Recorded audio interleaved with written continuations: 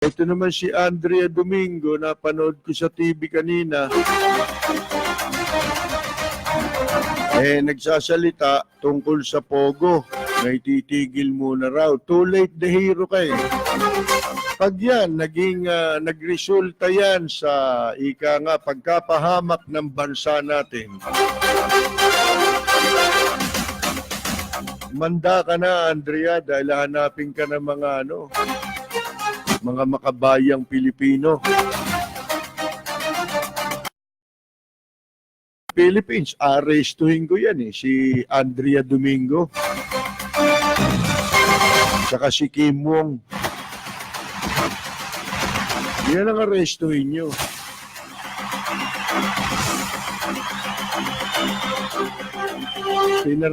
Pinarami inchik dito sa Pilipinas. Walang pakundangan. Ano ikabubuti niyan? Talaga napakawalang hiyana ng marami sa gustong mamuno ng bansa natin, mga nakapwesto. So pinag-uusapan natin itong sinasabi nitong inchik, hindi ba? Na kuwan daw, paano raw kung ipalagay din nila na yung mga Pilipino doon sa China, yung mga OFW tinutukoy nito, karamihan dyan, entertainer at saka teacher, mga kaibigan. Ba't naman maniniktik yun doon? Ano naman ang pakay nun? Unang-una, hindi naman tayo makikipaggera sa kanila. Di ba? Wala naman tayong CIA. Di ba? At wala rin naman tayong kakayahang magpalakas dahil kahit gustuhin pa ng mga mamamayang Pilipino na palakasin natin ang ating mga armas, di ba? Yung mga kasangkapang pandigma. Modernization ng AFP na matagal nang minomodernize. Hanggang ngayon, di na mo-modernize. Sa pondo lang, na-modernize ito, pero ilang beses na yan, wala naman yung modernization. At saka, hindi naman nangangahuluga mag-modernization tayo, para ipanlaban mo na sa China. Sabi ko nga, humihilang yung mga yan, sabay-sabay, lunod na tayo pare-pareho dito sa Pilipinas. Pag ang lahat ng incheck, sabay-sabay umihi. So kung mag-isip po itong ambassador nito, talagang utak biya. Wala ring utak ito. Ang utak nito nasa kawalang yaan Katulad ng mga kakampi niyang nandito, PAGCOR, si Andrea Domingo. Paano? Nakikinabang si Andrea Domingo. Doon sa boss niya, si Kim Wong. Di ba? Ngayon, sino nakikinabang sa sugalan dito? Yung mga offshore gaming na yan, operation na itinayo ng incheck. Gayong, yung mga sugalan na yan, bawal sa bansa nila. Ano ang purpose at nilagay dito yan? Tanong ko sa inyo, para ba lumabas na meron silang investment? Ano yung investment? Puhunan. Mamumuhunan dito sa bansa natin para makatulong sa bansa natin. Yan ho ba ang klase ng o uri ng pakikipagmabutihan ng bansang China sa Pilipinas? Yan ba pakikipagkaibigan pa ba yan? Hindi ba paggahasa yan? Bakit ikanyo? Sipin mo. Nagtayo ka ng mga offshore gaming. Sino nagtatrabaho? Incheck. Anong depensa ng abogado nilang abogado ng Pogo na si Andrea Domingo? Kasi yung sugala na yan, inchik ang salita. Kaya ang kinukuha, inchik. Sa madalit sabi, lahat pala ng kahayupan pwede mong ipasok sa Pilipinas. Di ba? At yung katarantaduhang negosyo, mga kaibigan, ipapasok mo rito sa Pilipinas, galing sa ibang bansa, hindi nila hindi tayo pwede, lahat yan makakapasok na. Anong negosyo pa ang hindi pwedeng i-transact dito sa Pilipinas, na wala tayong kakayahan gamitin yung wika nila? Oh. Di ba daming inchik dito? Kalokohan eh. Yung mga local Chinese dito at saka yung mga nagsipag-aral ng Chinese, meron tayo mga tourist guide, di ba? Mga interpreter.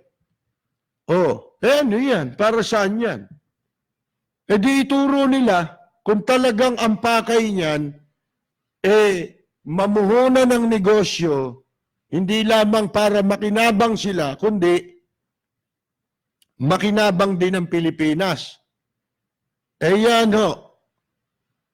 Sa empleyado pa lang, talo ka na. Pinasok tayo rito. Walang mga permit. Ang ipinagtataka ninyo, ang pinakamalaking problema dyan, kung bakit kasi pinayagan dito sa Pilipinas na makapasok yung mga incheck na ang visa nila ay ini-issue upon arrival. Samantalang for the longest time, ang visa, ang incheck, itinuturing niya ng mga restricted nationality. Mga kaibigan, hindi sila pwedeng makapasok dito sa bansa natin kung walang visa na ipinagkaloob sa kanila doon sa ating konsulada o embassy sa kanilang bansa, doon sa port of origin nila. Mga kaibigan, dati ang patakaran, kukuha sila ng visa roon kung ma-issuean sila. Bagus para sila makapasok dito. Bihira na i-issuean doon eh. Kaya, nung dumagsalang ang inchik dito, una yan, nakakapasok din yan dito, human smuggling. Mga kaibigan, ang pangalan nun, Rico, dyan sa immigration. Hanggang ngayon, tumitirada yun. Wala na sa immigration yun, pero intact yung kanyang sindikato. Siyempre, siya ponente nun eh. Di ba? Siya nakakaalam nung katarantaduhan sa human smuggling. Ngayon, di wala kang pakinabang dyan. Aanin pa ngayon nila yung, kahit na sabihin mo, di ba kamakailan pag-aaralan daw, kesyo pag-aaralan. Pag-aaralan, puro kayo huli. Yan lamang reaksyon ng Pilipinas ngayon sa China. Huli na Pinayagan nyo muna Tapos nagpadili-dali tayo. Kung ano-anong chechi-burechi muna. Pagkatapos sasabihin natin ngayon, igigiit natin yung arbitral ruling. Mga kaibigan, kung saan nanalo tayo, nasa panig natin. Ang desisyon pabor sa Pilipinas, sa interes ng Pilipinas. Kahit invoke mo pa yan, pinalaki mo muna yung problema Di ba? Dapat yun. Unang-una, hindi sila dapat pinayagan. Kasi nga, tignan ninyo ang mangyayari. Agrabyado tayo dyan. Ngayon, hindi nyo pa napapansin yun, lalo yung mga pangkaraniwan tao. Hindi pa nila abot yung kung ano magiging masamang epekto nito, lalo na yung sugal. Bakit bawal sa kanila? Pwede rito. Tapos, yung sugal na dinala nila rito, ginagamit nilang dahilan sa pagpasok ng mga tao nila rito. Yan, si Kimong, ang promotor dyan. Nung nasa Cagayan pa lang sila, yung SESA, natatandaan ninyo binigay yung ginagamit nilang prangkisa, SESA, yung export processing, mga kaibigan, economic zone. Sipin ninyo, pati yung ginamit sa sugal, alam ni Enrile yan eh. Oh.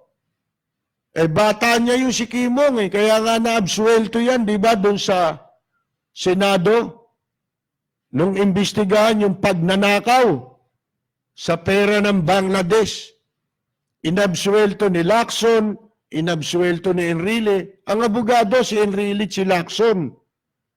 Pagkatapos ngayon magsasalita kayo na nababahala kayo dito sa mga inchik. Mga kaibigan, akala mo nagmamalasakit sa bansa. Ha? Sino yung imbestigahan nyo nagpapasok dyan? Yung inabsuelto nyo sa RCBC?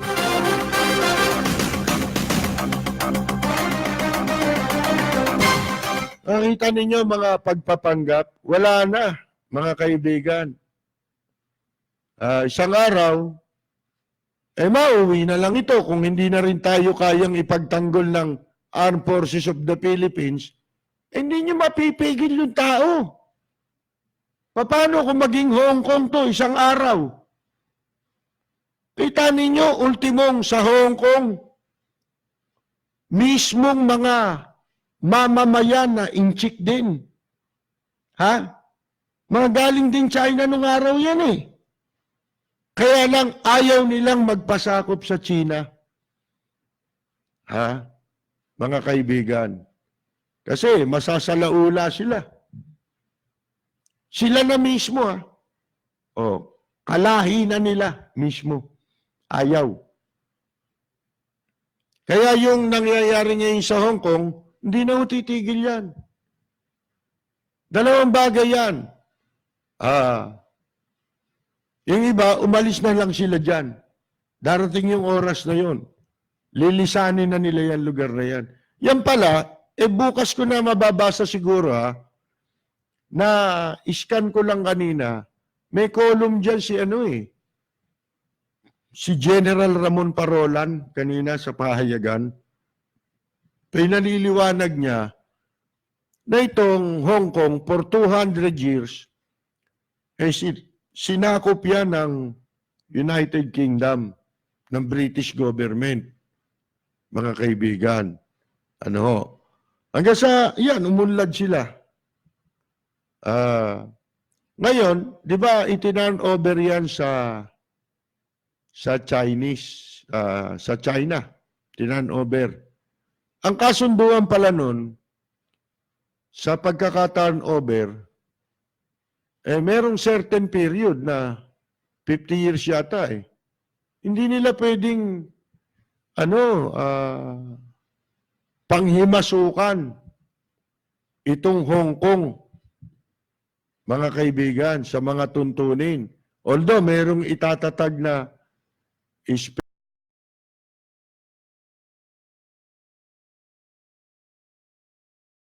parang governor ang katumbas, hindi ba? Pero hindi pwedeng i-invoke ng China yung kung ano-ano nilang gustong gawin. Merong kasunduan yan. Sa madalit sabi, paglabag din ito doon sa kasunduan na yun kung bakit ibinalik sa kanila ng British government itong Hong Kong. Hindi malayo mga kaibigan Masama ho pag ang tao tahimik. Lalo na yung dagat, di ba? May kasabihan tayo na ang dagat, pag tahimik yan, mapanganib yan. Pag ang dagat daw ay maingay, yan, mababaw yan. Di ba? Ano na itutulong niyang mga pogo na yan? Ano ang pinsala na idudulot niyan sa bansa natin? Marami. Mga kaibigan. Unang-una na, yung pera niyan, yung pera ng Pilipinas, nilalabas niyan. Papunta sa kanila. Ha? Kaya magugulat ka na lang. Wala ka ng kwarta. Ha? Ang Pilipino magiging alipin na.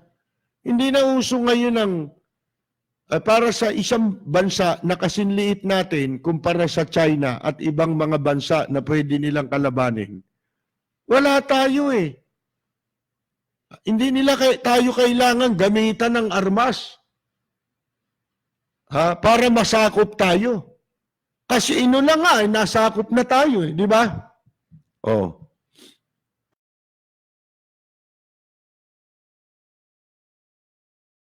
Diba?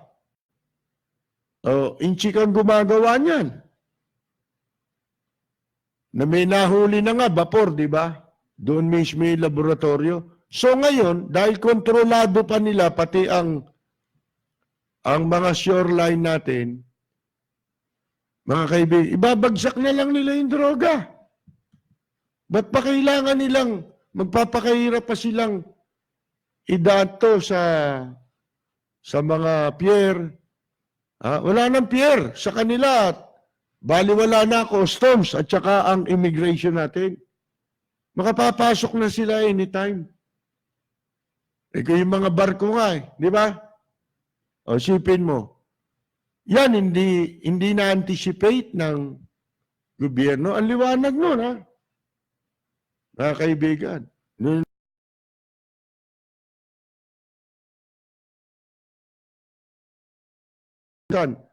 Ang inuukupa, puro isla, shoreline, yung may dagat. Malapit sa dagat lahat. Pag nakontrol nila yan, sila na may control sa atin. Sila na mag-i-immigration sa atin. Hoy, teka muna, saan ka pupunta? Kung dadaan ka sa shoreline natin, di ba? Gusto mo pumunta kung saan? Oh, ikaw pa ngayon na magpapaalam sa kanila. Hindi ba't ganun nga nangyayari sa yung West Philippine Sea, yung mga special economic ano na yan, yung ECC, di ba? Oh. Economic zone, mga kaibigan, exclusive economic zone.